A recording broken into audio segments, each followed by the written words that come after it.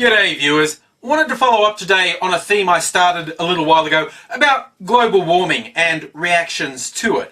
Specifically, I want to talk about the idea of carbon trading or emission trading schemes, cap and trade, various different names around the world. I'm sure you know what I mean. Because I've spoken up in support of the science that essentially proves significant climate change is upon us and it's caused by humans, people said, well, one of the common things proposed is carbon trading. What do you think of that? In simple terms, carbon trading is probably bullshit. There's a lot of evidence to suggest even the most radical forms of it don't do anywhere near enough. It's just a bit of window dressing and it's ripe for scams. In fact, people are already scamming it, and if they're not already actively perpetrating scams, they're gearing up to scam it for all it's worth. And what's interesting to me about that is that's formed the basis of one of the latest lies circulated by global warming deniers.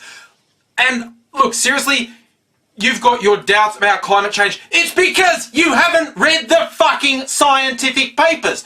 And by scientific papers, I mean the peer-reviewed studies. Every single one of which says, climate change is real, it's caused by humans, it is going to have catastrophic effects if we don't do something about it. There is not one single peer-reviewed, credible scientific paper that casts any doubt on that. Anyone who says different is lying or ignorant, neither of which count for anything. Ignorance, lies, fuck off. Okay, it's as simple as that. I want to keep this as short as possible because just raising this brings up about 10 other things I want to discuss. And I'll be here all day. I'll either be making 10 videos or going for 20 minutes. I'm going to see how concise I can be just by limiting to carbon trading and why it's bullshit. I'm going to provide a couple of links, just sort of fiddle around my ballsack area, and you'll find some links that show that it's probably bullshit. Particularly entertaining is the one from Rolling Stone. Their politics writer, Matt Taibbi, probably pronounced his name wrong. Sorry, Matt. Clearly trying to recapture their Hunter S. Thompson days with Matt Taibbi. He's a good writer. He's done some great articles, and this one is about Goldman Sachs, who are one of the prime movers behind some of the big carbon trading schemes. And Goldman Sachs are, of course, evil. The article is worth reading, really just for his quote, where he describes Goldman Sachs as a giant vampire squid wrapped around the face of humanity, relentlessly sticking their blood funnel anywhere they get the scent of money. There's a whole bunch of good quotes like that, but it's also really quite well researched, shows how Goldman Sachs have been behind scams that have caused problems everywhere from the Great Depression right up to now, and how they're getting ready to fuck everyone over in the name of carbon trading. They're going to save us from greenhouse gas. No, they're going to make money. And again, another little irony about the way some global warming deniers are saying, look, Goldman Sachs, scammers, that proves that climate change isn't real because there's a scam over there. Are these same people going to say that Goldman Sachs aren't going to be allowed to be in anything where they're scamming? Because I'm fucking for that. Pull them out of the money markets, the stock markets, and definitely out of carbon trading schemes, because they're definitely fucking criminals. But these same people who spread this lie saying, because Goldman Sachs are pulling a scam, that proves climate change isn't real. If you said, no, Goldman Sachs are fucking criminals and should be taken out of the marketplace altogether, you'd go, that's communism. You're a fucking hypocritical liar, you piece of shit. Just saying. So, yeah, seriously, you want Goldman Sachs taken out of the picture? I'm all for it. And I mean out of everything, because they're fucking criminals. So, yeah, the fact that carbon trading itself is bullshit and is being scammed, it's just not enough. The only thing that will change the situation is very radical change in the behaviour of the majority of humans in the rich countries. And I have no fucking idea what will get people to do that. Some breakthroughs in renewable energy would be good. But again, this is why I don't want to go too far down there, because that's really complex. There are no simple answers. The only reason coal particularly and oil secondarily is as cheap as it is because it's massively subsidised. You know that socialism that so many people are upset about? Government subsidies is the only reason coal mining and oil drilling is viable. Just read some fucking history. And the only way we're going to make any alternative energy sources viable is with massive subsidy until it gets up.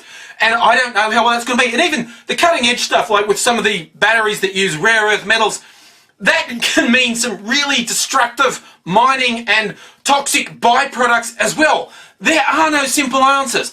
But again, trying to keep this concise, carbon trading is probably a scam, and I will provide some links that are worth reading, and I am going to do some more follow-up on this with some more links for reading. Not for the global warming deniers, because those people aren't listening. They aren't debating, they are just shouting politics. I'm onto your fucking game, and I don't play it. People go, oh look, he deleted my comment and blocked me. He doesn't want debate. Yes, I do want debate. I don't want loudmouth fucking morons who won't shut the fuck up. Why do these people not know basic respect? Some people say, oh, arguing is bad. Let's not let children argue. Arguing is good. Stating pros and cons, different positions is good. I am friends with some people here on YouTube and in the real world whose political views are the complete opposite of mine because we're able to be reasonable to each other. What I can't stand is these people who just won't shut up with the comments on just all the different online forums. They'll go, oh, but what about... And I can answer it, particularly with regards to climate change. It's trivial to answer their stupid fucking statements because they've been proven as lies again and again. But there's no point, because you answer the thing they say and they go, oh, but what about... And you go, well, okay, but what about... And they don't shut up, because that's their strategy. It's not to prove that they have the facts, because they don't. It's to beat people down. And I don't play that fucking game. People want to have their say once, that's fine. You want to have the say in your own forum, do it as much as you want. Oh, but why do you want to come into my YouTube channel and go on and on and on? Because nobody pays attention to you, do they? The few people who actually post anything on it get a few fucking comments. But Jesus, it's just like, you know, make your point, move on. Show some basic fucking respect. Because if you don't to me, I sure as fuck won't to you. Man, that went off. I was just going to talk about carbon trading. In short, carbon trading, probably a scam. Links, read. Reading's good for you. I'll follow up some of those other issues I've raised with more links. I'm going to throw one more in here, just for fun.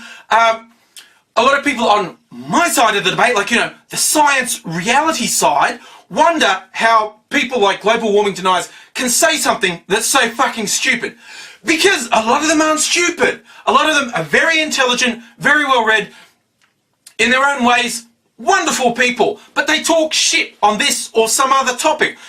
Why is it? And there's been quite a bit of research into human psychology over the years, and particularly recently, I'm going to put another link here from New Scientist about denialism and why people talk shit occasionally. Not occasionally, essentially. Why, when you got these people who just outright deny stuff and no amount of evidence will change them, why would reasonable people, reasonable in other areas, act so unreasonably on something else? It's a very interesting read. That link's down there too, and I will talk to you again very soon.